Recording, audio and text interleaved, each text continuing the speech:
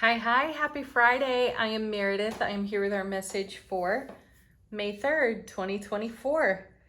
We're tuning into the energy atmosphere with Bonefire Tarot. We have the sun in Taurus, the moon is in Pisces, Pluto is retrograde in Capricorn right now, and will be there until October 11th. Yeah. So in January, it moved into Aquarius. So we've had a taste all this time of, in part, what it will be like for Pluto to be in Aquarius. Recognize that this is an outer planet. Pluto has influence over Scorpio. Pluto is also a very deep planet. It's going to stimulate us in a deep way is what I'm getting after. So we've had an interesting cosmic atmosphere with eclipses and retrogrades and such. And now with Pluto stationing retrograde back in Capricorn for several months, we have an opportunity to engage the energy of Capricorn, which is very direct, very succinct. And we're going to bring together the soulful journey experiences we've been having in Capricorn, get busy, get to work in our journey to create the kind of fulfillment that we all dream about. We've seen this in the cards time and time again, and we've talked a whole lot about how our manifestation abilities have up-leveled because we've let so much junk go out of our energy fields. So let's make the most of this, folks, and let's have fun doing it. In our cards today, what do they have to say? We've got the Three of Pentacles. This is a favorite of mine in tarot, and that's because it's a very important card. I feel that this card is very layered, has a lot of meanings for me personally, and energetically for all of us. This is a card about creating something that stands the test of so-called time, right? Often you see an artisan crafting something, carving usually in stone. So that's something that lasts for eons, right? This is us in the Three of Coins building on our legacy of happiness. This is a stepping stone on the way to the Ten of Pentacles, which we call the Everything card. It's our legacy of happiness in the Ten of Pentacles. So here's the three. This is us doing exactly what I was talking about over here with Pluto in retrograde. So that happened yesterday. We'll be in that state with Pluto until October 11th. So get busy building on your dream, building on your legacy of happiness. Our next card, well, looky there. Another three. It's the Three of Wands. So this is us on the other side of the gateway of the Two of Wands. And this is us building on a foundation. See, as I just said moments ago, this is building our legacy of happiness. And we may not necessarily be fully aware of just how much energetic investment we've put into this. And I feel like the cards are giving us a little bit of a pat on the back and encouragement to keep going, keep building, keep dreaming. Threes are the number of heaven, right? Three is the number of heaven. So we're constructing heaven on earth with all of the resources we've manifested. Then we have justice right in the middle of the reading. Harmony, balance, mercy, unconditional love and kindness in this card. Beautiful.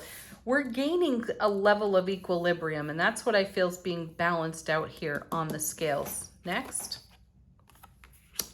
Strength. Yes, because, oh, this is so lovely.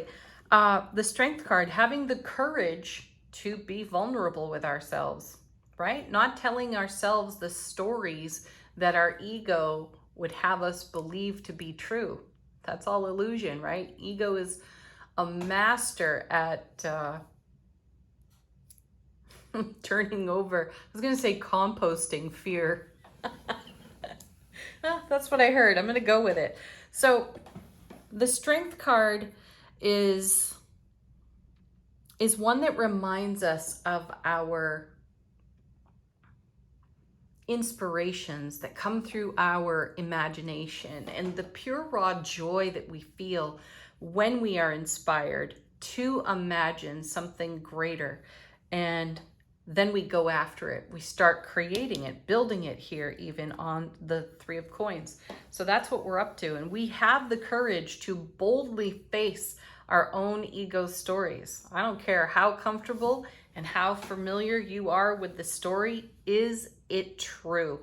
Is it serving you? And do you have the courage to confront the story?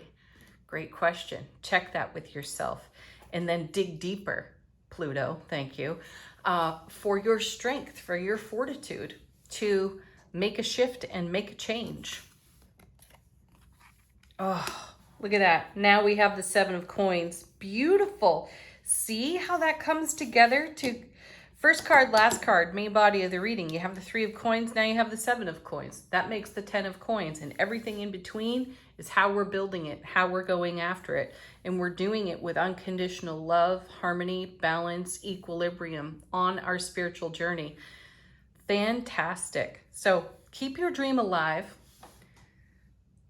Face your ego courageously and vulnerably. Offer unconditional love there where you feel most challenged, and then let the fear dissolve. Beautiful, huh? All right, let's take a look at what's on the bottom of the deck. What are we not so aware of? How is the universe supporting us behind the scenes? Eight of Coins, another important card in the suit of coins or pentacles. 8 is the keep doing what you're doing because it's working for you. All 8s have momentum. They have movement. So you're moving in a good direction and there's more to be done. Usually there's a ho-hum, I'm a little bored type of attitude that comes off of this card. Though this is really a representation of how you are a disciple of your own dreams. So a disciple means that you have the discipline to keep going, and you're doing masterful work right here in the 8, and you're doing it here in the 3 as well, because you don't call a novice to carve something in stone, you call a master, right? So we're all engaged with our self-mastery in a very deep way, and we're bringing our courage to create balance and harmony and great fulfillment in our legacy of happiness here. Then we have the Knight of Wands. Have fun while you're doing it, right? This knight is probably the most distracted or easily distracted of all the knights in tarot. They move energy between the cards, and in the suit of wands, we're talking about motivation, passion, creativity, ambition, enthusiasm, using our skill and our talent. And I like that this knight is sitting next to this 8 because this 8 will keep that knight focused and bring the joy. That's sweet.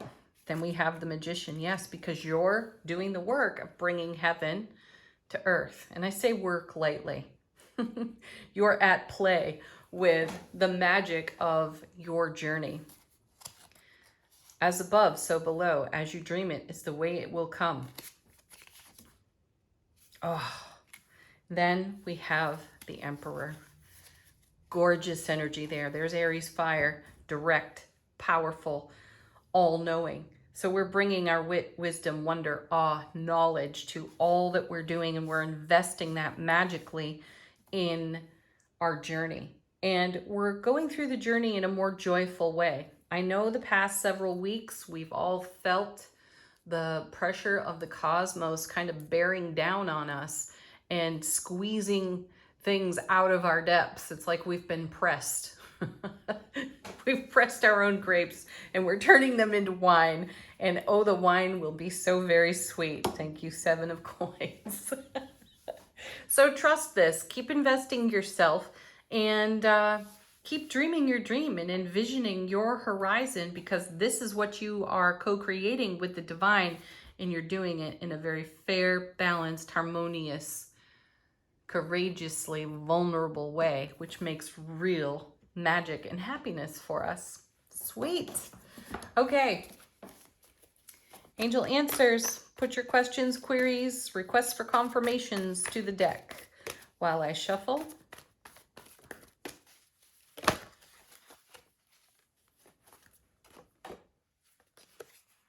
There we go. That's a great message. Don't stop. Don't quit now. Just because that 8 of coins is there and it traditionally brings a little bit of a ho-hum attitude to it, keep doing what you're doing because you're engaging your self-mastery in the fulfillment of your joys.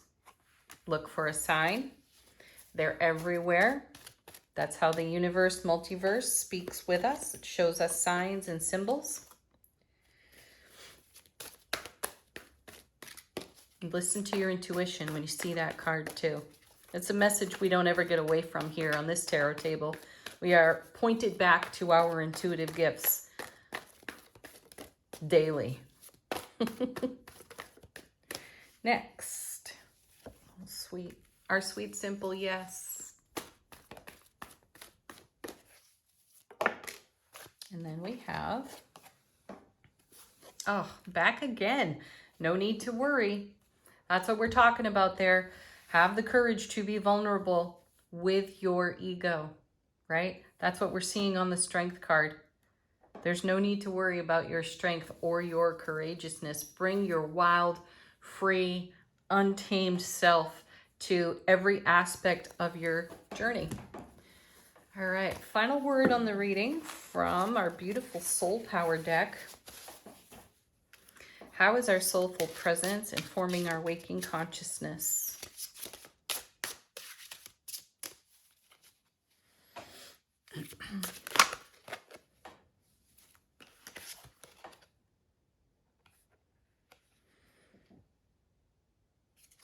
Oh, I had to keep shuffling. That was way too many cards.